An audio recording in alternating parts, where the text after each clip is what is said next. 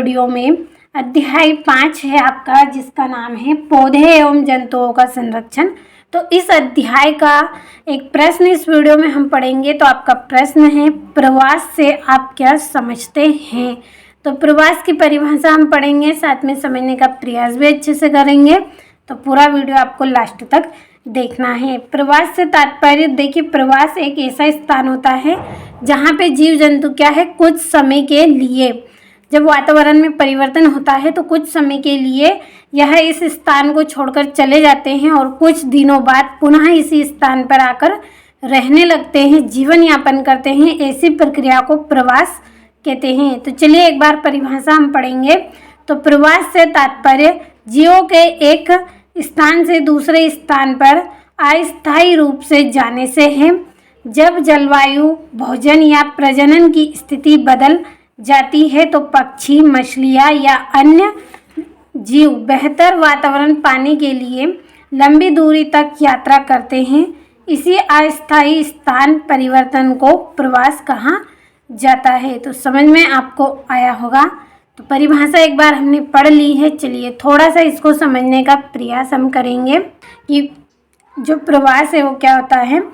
तो देखिए, आप सबसे पहले हम समझेंगे अस्थायी। अस्थायी का मतलब होता है कि जो स्थिर नहीं है, यानी कि लंबे समय तक के लिए जो स्थिर नहीं होता है उसे बोलते हैं अस्थायी। यह कुछ समय के लिए किए जाने वाला कार्य होता है, उसे बोलते हैं अस्थायी। तो क्या होता है प्रवास के अंतर्गत, इससे तात्पर्य क्या है कि जीवों के एक स्थान से दूसरे स्थान पर अस्थायी रूप से जाने से, यानी कि जो जीव हैं वो क्या करेंगे, एक स्थान से दूसरे स्थान पर जाएंगे कुछ समय के लिए। अस्थायी का मतलब है कि कुछ समय के लिए। तो कुछ समय के लिए ये अपने स्थान को छोड़कर किसी दूसरे स्थान पर जाएंगे।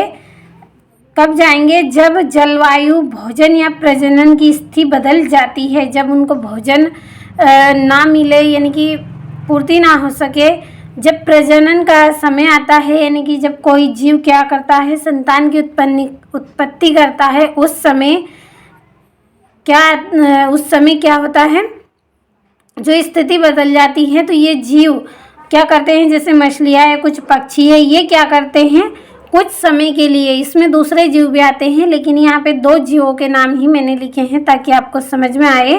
पक्षी, मछलियाँ और अन्य जीव बेहतर वातावरण पाने के लिए, यानी कि अच्छा माहौल, अच्छे स्थान उनको मिले, इसलिए ये क्या करते हैं, लंबी दूरी की यात्रा तय करते हैं, यानी बहुत दूर तक ये स्थान को ढूंढते हैं, बहुत लंबी दूरी यात्रा तय करते हैं और क्या करते हैं कि स्थान ढूंढते हैं। इसी अस्थायी स्थान परिवर्तन को प्रवास कहा जाता है।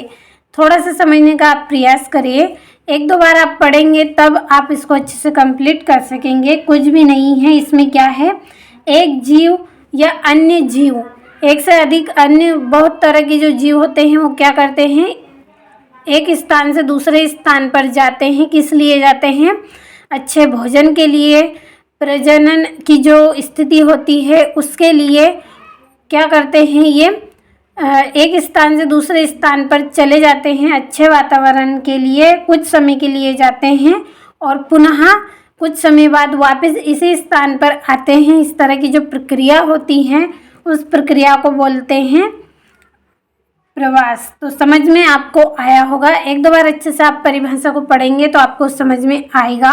तो चलिए जल्दी से एक बार परिभाषा को पढ़ते हैं कि प्रवास से तात्पर्य जीवों के एक स्थान से दूसरे स्थान पर अस्थायी रूप से जाने से है, यानी कि एक स्थान से दूसरे स्थान पर कुछ समय के लिए जाएंगे। किस लिए जाएंगे, जब इनको आवश्यकता हो, किसकी, जलवायु की, भोजन की, प्रजनन की स्थिति बदल जाती है तो पक्षी, मछलियाँ या अन्य जीव बेहतर वातावरण पाने के लिए लंबी दूरी की यात्रा तय करते हैं।